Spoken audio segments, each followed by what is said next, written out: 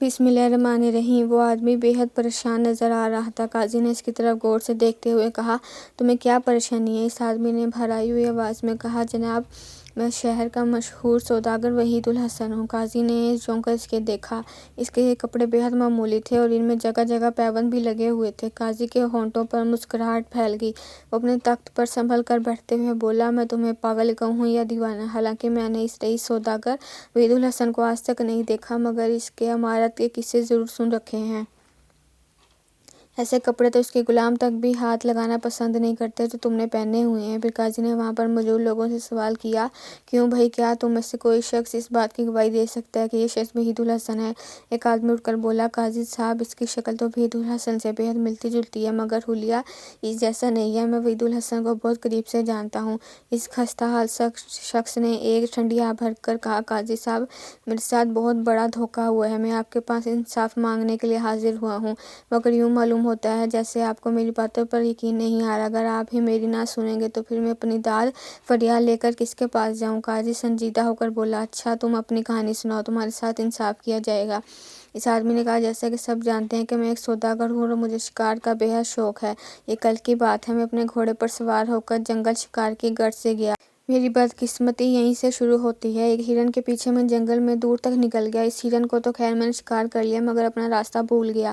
بھٹکتا بھٹکتا ایک جھونپڑی تک پہنچ گیا جو جنگل میں ہی بنی ہوئی تھی۔ وہاں میں نے ایک ایسے شخص کو دیکھا جو شکل و صورت اور قد و قامت میں ہو مجھ جیسا تھا۔ میں اپنے ہم شکل سے مل کر بہت خوش ہوا، مگر مجھے کیا پتہ تھا کہ وہ بعد میں مجھے دھوکہ دے گا۔ اس شخص نے میرے لیے کھانے پینے کا بندوبست کیا اور پھر مجھ سے میرے بارے میں باتیں پوچھنے لگا، جو کہ میں نے سچ سچ بتا دی۔ ہم لوگ بہت دیر تک باتوں میں مصروف رہے۔ رات زیادہ ہو گئی تو اس شخص نے مجھے شربت کا ایک گلاس دیا۔ گلاس میں موجود شربت سرخ رنگ کا تھا اور اس میں سے بھینی بھینی خوشبو اٹھ رہی تھی۔ میں نے اس کا شکریہ ادا کر کے شربت کا گلاس منہ سے لگا لیا۔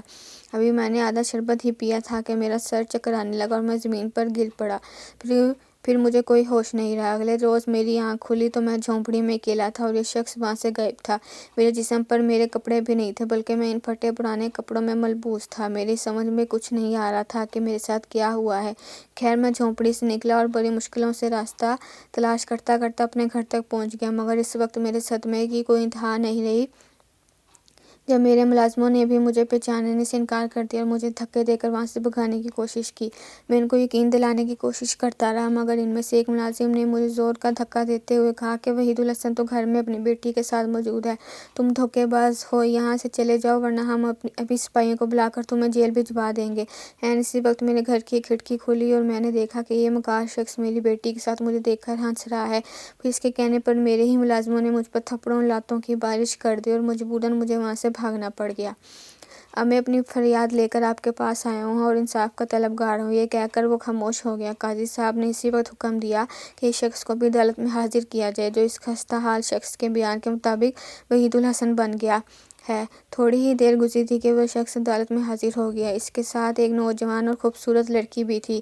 اس نے حاضر ہوتے ہی کہا، جناب، میں وحید الحسن سوداگر ہوں اور یہ میری بیٹی رخسانہ ہے۔ قاضی نے اس خستہ حال شخص کی، جو خود کو وحید الحسن کہتا ہے، پوری داستان دہرا دی، جسے سن کر وحید الحسن بولا، حضور، میں نے تو اس شخص کو زندگی میں پہلی مرتبہ دیکھا ہے۔ اس کی شکل حیرت انگیز طور پر مجھ سے مشابہت رکھتی ہے، مگر یہ شخص انتہائی چالاک لگتا ہے اور جھوٹ بولتا ہے۔ ان دونوں کی باتیں سن کر قاضی سخت الجھن میں مبتلا ہو گیا تھا۔ اس کی سمجھ میں نہیں آ رہا تھا کہ ان میں سے سچا کون ہے اور جھوٹا کون۔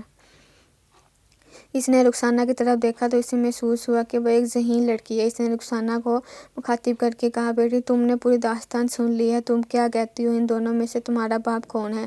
خستہ حال شخص کی آنکھوں میں ایک چمک سی ابھری۔ وہ پرامید نظروں سے رخسانہ کا چہرہ دیکھنے لگا۔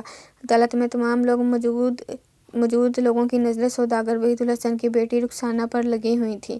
قاضی کا سوال سن کر رخسانہ کچھ دیر تک چپ رہی، پھر اس نے قاضی سے کہا، جناب قاضی صاحب، یہ پھٹے پرانے کپڑوں میں ملبوس شخص میرا باپ نہیں ہے، میرے ابا جان تو یہ ہیں۔ یہ کہہ کر رخسانہ نے بیش قیمت کپڑے پہنے ہوئے شخص کی گردن میں بانہیں ڈال دی، جو رخسانہ کی بات سن کر مسکرانے لگا تھا۔ رخسانہ کے فیصلے کو سن کر خستہ حال شخص کی آنکھوں میں آنسو بھر گئے۔ قاضی نے کہا، لڑکی، کیا تم اس سلسلے میں کوئی ثبوت مہیا کر سکتی ہو کہ یہ تمہارا ہی तुम्हारे अब्बा जान हैं। जी, मेरा सबूत ऐसा होगा कि इससे दूध का दूध और पानी का पानी अलग हो जाएगा। आज से तकरीबन 5 बरस पहले की बात है। मेरे अब्बा जान के दुश्मन ने इनके सामने कसम खाई थी कि वो तलवार से इनकी गर्दन उड़ा देगा। ज़ाहिर है इसकी बात ने मेरे अब्बा जान को बेहद परेशान कर दिया था। क्यों अब्बा जान आप परेशान हो गए थे ना? रुखसाना ने पूछा। इसके बाप ने बड़े ज़ोर से इस बात में गर्दन हिला दी। रुखसाना ने फिर अपनी बात शुरू की। अपने दुश्मन की बात से अब्बा जान बहुत परेशान रहने लगे। इनका खाना पीना भी छूट गया और कारोबार भी बुरी तरह मुतासिर होने लगा। इन्हीं दिनों मेरी एक परी से दोस्ती हो गई थी। जब मैंने इसको अपनी कहानी सुनाई तो इसने वादा किया कि वो मेरे अब्बा की परेशानी दूर कर देगी। इसने मेरे अब्बा की गर्दन पर अपनी जादू की छड़ी लगाई और बताया कि दुनिया की तेज से तेज धार वाली तलवार भी इनकी गर्दन का कुछ नहीं बिगाड़ सकती। बहरहाल इनका दुश्मन तो एक रोज़ आसमानी बिजली गिरने से जहाँ बक हो गया, मगर अब मैं सबूत के लिए यही बात आपके सामने पेश कर रही हूँ।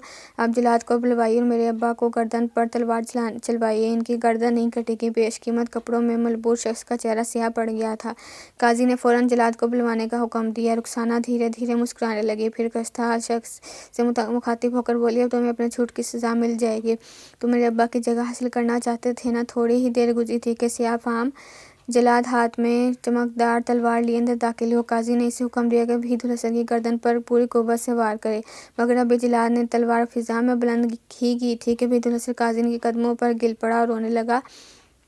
जल्लाद को रोकिए वरना मेरी गर्दन कट जाएगी। मैं वहीदुल हसन सौदागर नहीं हूँ। वहीदुल हसन ये ही आदमी है। काजी ने सिपाहियों को नकली वहीदुल हसन को गिरफ्तार करने का हुक्म दे दिया। रुखसाना दौड़कर इस खस्ता शख्स के सीने से लग गई। फिर इसने काजी को बताया कि वो भी फैसला नहीं कर पा रही थी कि इसका बाप कौन सा है, इसलिए इसने एक कहानी घड़ ली थी। काजी ने रुखसाना की अक्लमंदी के इतराफ़ के तौर पर इसे अपनी तरफ से 500 शर्फियाँ इनाम में दी। इसकी ज़हानत की वजह से एक उलझा हुआ मुकदमा मिनटों में सुलझ गया।